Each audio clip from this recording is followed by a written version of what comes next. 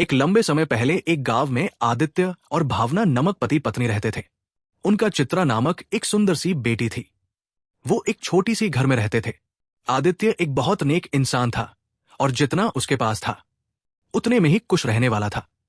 वो पानी पूरी बेच के आए हुए पैसों से ही अपने परिवार की देखभाल करता था। हर रोज वो सुबह उठ के पानी पूरी बनाकर बेचने जाता था। पानी पूरी स्वादिष्ट पानी पूरी एक बार खाना काफी नहीं होता है, बार बार खाने का मन करता है। 10 रुपयों का एक प्लेट, आइए आइए, ऐसे पूरी गांव में जाते हुए बेचता था। उसके बनाए हुए पानी पूरी स्वादिष्ट रहने पर सभी लोग वहां खाना पसंद करते थे। रोज की तरह को एक दिन पानी पूरी बेच के अंधेरा होने पर वापस घर जाते रहता है, जब उसे रास्ते में कुछ लोग भागते हुए नजर आते हैं। उसके पलक झपकते ही वो लोग गायब ही हो जाते हैं। कौन थे वो लोग, क्यों भाग रहे थे और इतने में ही कहां गायब हो गए ऐसे, वो आपने आंख में सोच रहा था जब उसे रास्ते के बगल में एक सूटकेस दिखाई देता है। ये किसका सूटकेस है? शायद किसी ने खो दिया होगा। सुबह मैं इसे जमानदार को दे देता हूं, वो इसको उसके मालिक तक पहुंचा देंगे। ऐसे सोच के वो सूटकेस अपने साथ अपने घर ले जाता है। आदित्य की पत्नी उस सूटकेस को देख पूछती है, ये किसका सूटकेस है? जी, मुझे नहीं पता, आते समय रास्ते में मिला था। मुझे क्या है सूटकेस में? नहीं, मुझे नहीं पता, मैंने देखा ही नहीं। अच्छा तो फिर रुकिए, मैं पहले ये देखती हूं कि इसमें है क्या। और ऐसे सूटकेस खोल दी है। सुनिए, इधर आके देखिए तो इसमें है क्या?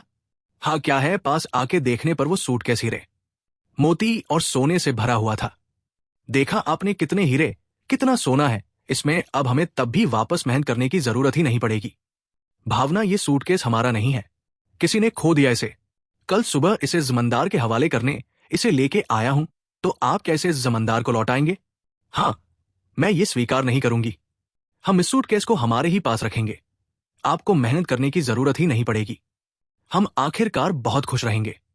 अपनी पत्नी का उस बात ना स्वीकार करने पर आदित्य उसे दुख न पहुंचाने के लिए उसे कुछ नहीं कहता है और सोच में पड़ जाता है, अगर मैं उन हीरे और मोती को लेता हूं तो गलत है, पर अगर मेरी पत्नी वो सब लेती है तो वो मेरी गलती नहीं है ना।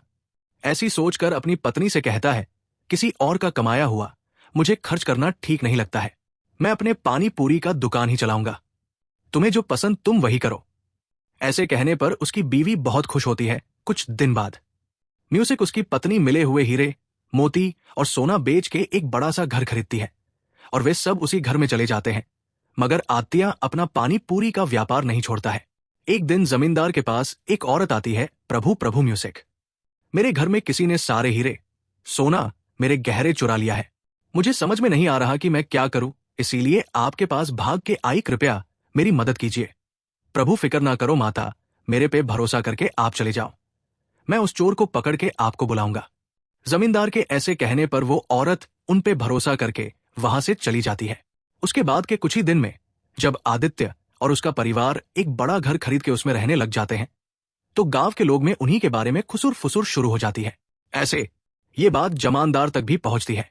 एक साधारण पानी पूरी बेचने वाला एकदम से इतना बड़ा घर कैसे खरीद पाया, पता नहीं। प्रभु, किसी को नहीं पता। गांव के सारे लोग भी आश्चर्यचकित होकर इसी के बारे में बात कर रहे हैं। ऐसे ही मैं सुन के आप को बताया। ठीक है, उन दोनों को इधर लेके आओ जी।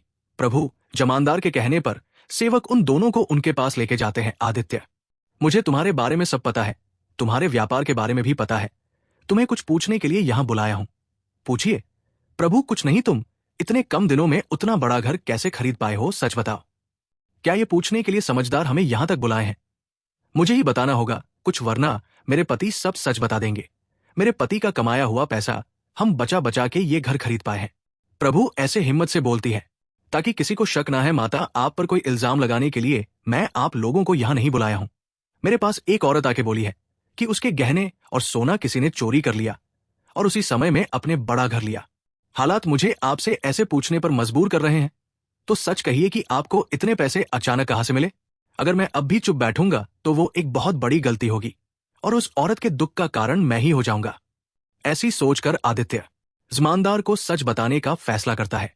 मुझे क्षमा करे प्रभु, और ऐसे जो कुछ भी हुआ वो प्रभु को बताता है और तुरंत वो गहनों वाला सूटकेस उनके हवाले कर देता है। तुम्हें अपनी गलती का एहसास हुआ है और तुमने सच बता के क्नौइसौर ये गहने लाके वापस कर दिए, इसीलिए मैं तुम्हें अपनी पहली गलती के लिए माफ कर दूंगा और दंडित नहीं करूंगा। लेकिन याद रखना, आदित्य गलती ना करना जितना जरूरी है उतना ही जरूरी है गलती करने वालों को रोकना। ये कभी मत दोहराओ। जमींदार की माफ करने पर आदित्य उनकी कृतज्ञ होता है और वहां से चला जाता है, और जमींदार उन गहनों को उस औरत के हवाले कर देता है। आदित्य हमेशा की तरह अपने पानी पूरी का व्यापार करता है और उसी से अपना घर कुचलता है। तो इस कहानी का नैतिक क्या है? गलती नहीं करना है, ये तो सबको पता है, और गलती करने वालों को प्रोत्साहित भी नहीं करना है। ये समझ लो।